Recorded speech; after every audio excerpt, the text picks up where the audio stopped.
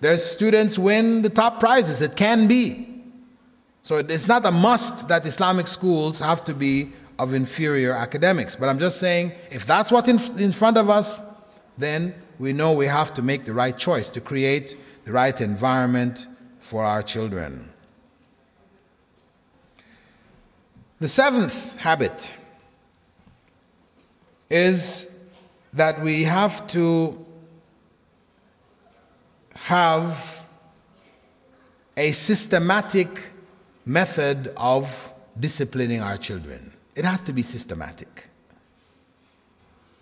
On one hand, we say it's the right of children that they be disciplined properly. On one hand, we should avoid hitting as much as possible. In fact, some scholars say that children shouldn't even be hit until they're the age of 10. Because Prophet ﷺ mentioned, that same hadith I mentioned earlier, that you should teach your children salah when they're 7 and spank them for it when they're 10. So they said, salah is the most important thing. And if we're not allowed to spank them for the most important thing until they're 10, then for lesser things of lesser importance, surely we shouldn't spank them until they're 10. Now, this is ijtihad, right? A reasoning. And parents, practically speaking, raising kids often find, even those parents who raise good and righteous kids often find that you may have to hit them before they're 10. But the point is that it should be done properly, as a last resort, not as the first resort, not when you're angry, you know. So the child learns, avoid mom or dad when they're angry. They didn't learn, don't do this. They learn, just avoid them when you see red in their eyes, lay low, be good. No, you should be consistent in how you deal with them. And on one hand, we apply discipline where necessary, and of course, in this environment where just point out your children can be taken away from you, so we're quick. If they're found to be hit, don't do it. You have to be very prudent in how you apply this. On the other hand, we have to use what they call positive reinforcement. Positive reinforcement meaning reward them for it. Let them feel that there is good in being good.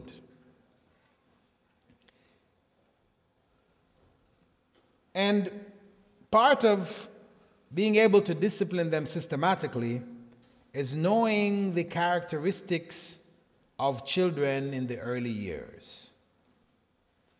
People have studied this. Children at the age of 2, they become rebellious. They call it the terrible twos. Well known.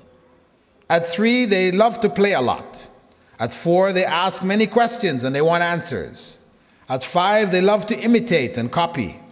At 6, they like to stand out and be noticed, and so on and so forth. You know, at different ages, you find different characteristics appearing.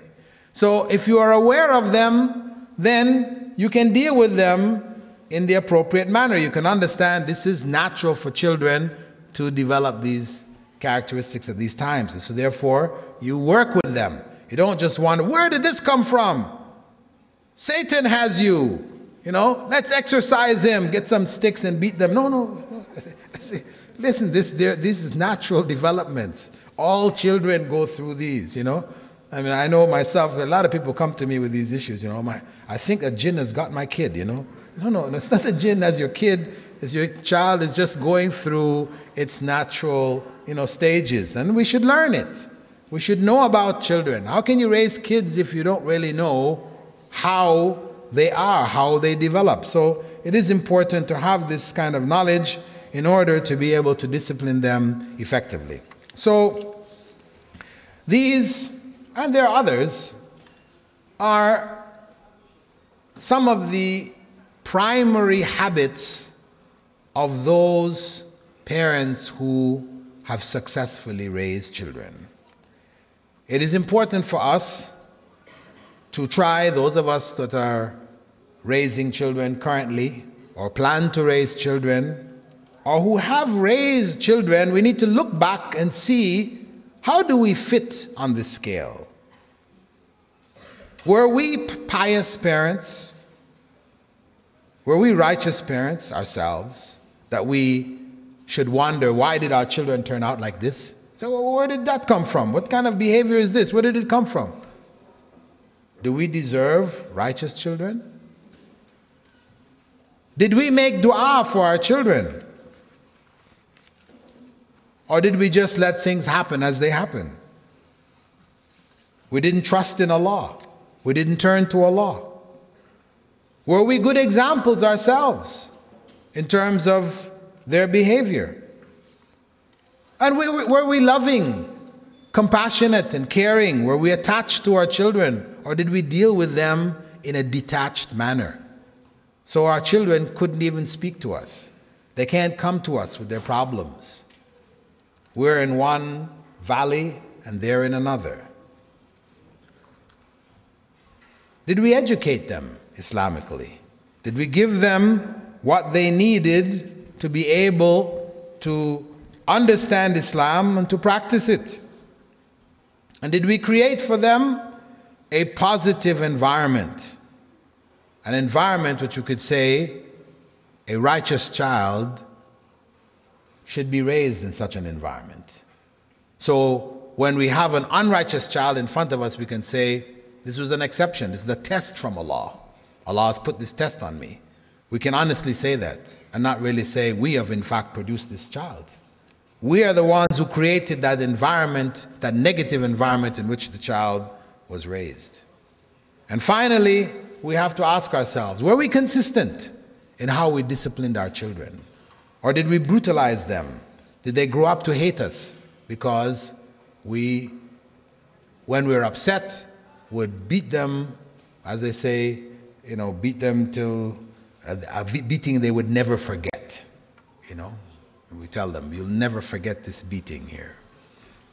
Did we do that? Did we scar their minds? So in fact, yes, they never forgot. And they still look at us and shake their heads. What kind of parents were we? I ask Allah to guide us to understand our responsibility as parents to raise a generation of righteous children, to not repeat the mistakes that our parents made, that the earlier generation made. And that if we made the mistake with one, then we try to correct ourselves with the other. It doesn't matter if the one says, but when I was that age, you used to beat me for that. You used to do this, you used to do it. Well, okay, you tell them, I'm sorry. It wasn't really right. I'm trying to do the right thing now. It's never too late to learn.